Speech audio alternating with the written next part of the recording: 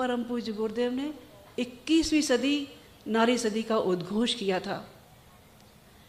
और ये उद्घोष जिस प्रेरणा पर किया था वो वंदनीय माता जी थी। गुरुदेव ने उद्घोष किया तो वंदनीय माता जी ने उसको आंदोलन का रूप दिया। वंदनीय माता जी जब आंवलखेड़ा आई, ये समय वो था जो घूंघट का दौर था। माता जी आगरा की रहने वाली, गुरुदेव आंवलखेड़ा गांव के रहने वाले। माता जी आंवलखेड़ा गांव में आई और घूंघट में ही आई। उन्होंने आकर देखा अशिक्षा के दौर में दबती हुई नारी, बेगाने तो बेगाने, अपने भी जब कुदरत की मार पड़े तो संपत्ति पर अंगूठा लगवा कर घर से बाहर निकाल देने वाले लोग। घूंघट की आड़ में बदलती हुई नारी को देखा, करहाती हुई नारी को देखा। उन्होंने देखा बाड़े में बंद जानवर मुंह खोल के रह सकते हैं, लेकिन नारी की हालत और भी ज़्यादा खराब है। वो बाड़े में बंद जानवरों से भी ज़्यादा बदतर है, वो अपने घर में भी घूंघट में कैद है। उनका मन क्रांतिकारी हो गया। ये वो समय था जो अतिवाद दो छोरों पर था। एक छोर में अशिक्षा थी, कुरीतियाँ थी, अंधविश्वास थे, तो दूसरी ओर पढ़ी लिखी थी, मोम की गुड़िया बनी हुई थी, रंगी पुती थी, बाहर से हंसती थी, लेकिन उसका अंतःकरण रोता था कि उसकी प्रतिभा का उपयोग समाज के नवनिर्माण के, राष्ट्र के नवनिर्माण में जो होना चाहिए था वो आज कैद है।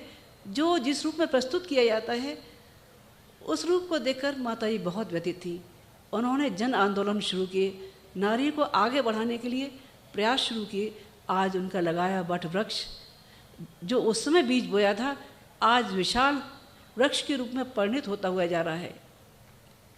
वंदनीय माता जी, हम लोग बहुत छोटे छोटे थे। अटरू राजस्थान की एक जगह है, वहाँ की एक प्रेमवती करके बहन आया करती थी। उनकी शादी बहुत छोटी उम्र में हो गई थी। 19-20 साल तक उनके 3 बच्चे भी हो गए थे और ससुराल वालों ने संपत्ति पर अंगूठा लगवा के उनको घर से बाहर निकाल दिया था। मायके में कोई था नहीं, केवल एक छोटा भाई था। माता पिता की डेथ हो गई थी।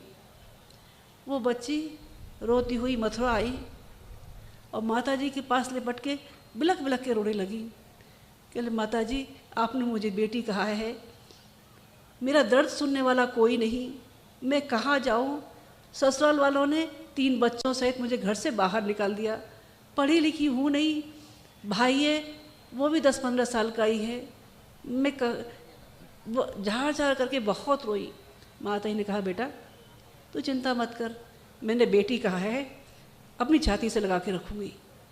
माता जी ने उनको पास रखा, उनके लिए किताबें ला के दी, उनको पढ़ाया लिखाया, टीचर ट्रेनिंग कराई।